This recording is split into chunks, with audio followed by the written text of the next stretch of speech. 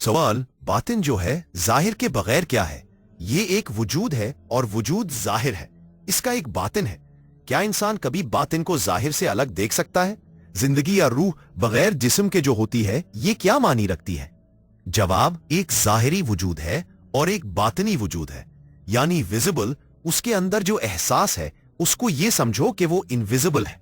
एहसास को ले लो, फीलिंग्स जितनी भी है, आपके अंदर जो जज्बात है, महसूसात है, मजहब है, वगैरह वगैरह, इसको फिलहाल आप बातिन कहो, लेकिन ये भी उस मानी में नहीं है जिस मानी में फुकरा लेते हैं। बातिन का मतलब यह है कि आपका रुजू इलल्लाह क्या है।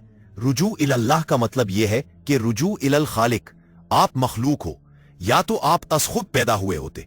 मेरा ख्याल है कि आप ये बात साबित कर सकते हो कि आप अस खुद पैदा नहीं हुए, और अगर माँ बाप खालिक है तो माँ बाप को इख्तियार होना चाहिए था कि किसी तरह की भी औलाद पैदा कर। वो भी नहीं है। अगर आप मखलूक हैं तो एक खालिक दरियाफ्त करना चाहिए। फिर जो दुनिया के अंदर जितनी मेहनतें हुई हैं, आप तो इनहेरिट कर रहे हो, आपको तो आसानी है। उन तमाम मेहनत करने वालों ने यही दरियाफ्त किया है कि एक अल्लाह खालिक है। इसका नाम भी हो गया, उसकी सिफात भी बयान हो गई। हादिस इंसान ने हय्यो कय्यूम जात को दरियाफ्त कर लिया, या इसकी अपनी मंशा थी कि दरियाफ्त हो गया। अब खालिक जब मखलूक के सामने पेश हुआ, उसने अता फरमाई। फिर मखलूक ने उसकी तरफ रजू किया। रजू का जो सफर है उसको कहते हैं बातिन का सफर। आपकी उसकी तरफ लगन, शौक और मुसाफरत, डेवलपमेंट, ये है आपका बातिन का सफर। आपका जाहिर कैसा भी है, परागंदा समझ लो, परेशान समझ लो, खुदा न खास्ता जख्मी समझ लो, या कुछ भी है, लेकिन आपका एहसास जो है ये कितना बाशऊर है, इसमें कितनी रौनक है, किस तरह आप चलते जा रहे हो, वो सफर है बातिन का। बातिन का सफर है महबूब का सफर, अल्लाह ताला के हवाले से है। बातिन का सफर यह है कि जाहिर से गुरेज करना। अब यूं समझ लो कि मुसलमानों के बातिन का सफर यह है कि वो तमाम चीजें जो ईमान के बगैर भी हासिल हो सकती हैं, उन पर इतना डिपेंड ना करना। बात समझ नहीं आई? वो अशिया जो एक नॉन मुस्लिम भी हासिल करता जा रहा है, उन अशिया पर इतना दारो मदार ना करो।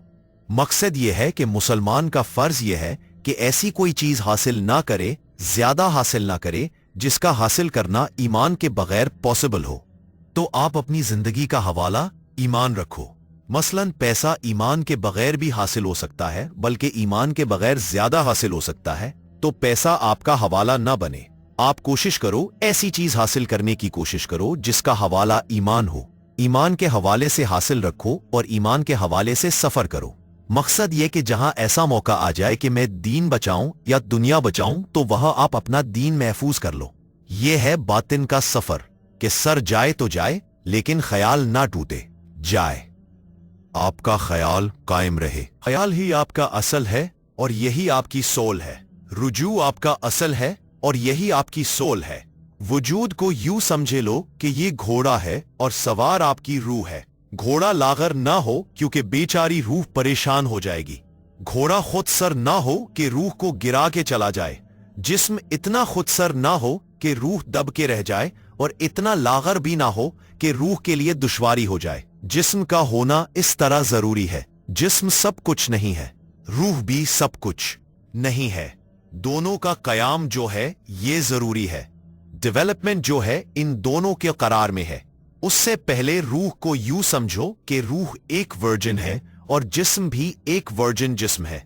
ये सॉइल से पैदा हुआ और फिर रूह ने इसके अंदर डेवलपमेंट पैदा करनी है, उसके अंदर जरखेजियां पैदा होनी है, उसके अंदर सारी आबियारियां होनी है। फिर रूह जो है कुछ बना के चली गई, आप फरोजा होगी या गैर फरोजा हो गई। तो सिस्टम्स जो है वो हार्ट से नहीं है, दिल से नहीं है, जबान से नहीं है, या इस वजूद से, लेकिन इसका होना जरूरी है। इसकी नेसेसिटीज कायम रहे, ये जरूरी है, लेकिन कोई भी इनमें सफिशिएंट नहीं है। ये मुलाकात ही सफिशिएंट है। अल्लाह का नाम वजूद और रूह की मौजूदगी में लेना। बाकी ये कि अगर रूह फरिश्ता बन जाए तब भी आप अल्लाह अल्लाह तो करते रहते हो। आप फरिश्तों से बेहतर इसलिए है क्योंकि जिस्म के बावजूद आप अल्लाह अल्लाह कर रहे हो। یہاں انسان کی فوقیت آتی ہے کہ آپ جسم کی رکاوٹ کے باوجود اللہ اللہ کر رہے ہو، بلکہ گناہ کے باوجود آپ اللہ اللہ کر رہے ہو۔ اللہ میاں غلطی ہماری ہے، پھر بھی تیری طرف ہم رجوع کرتے جا رہے ہیں، تو مہربانی فرماتا جا۔ یہ ہے باطن کا سفر کہ آپ رجوع ادھر ہی رکھتے ہو۔ رجوع رکھنا چاہیے، ضائع نہیں کرنا چاہیے۔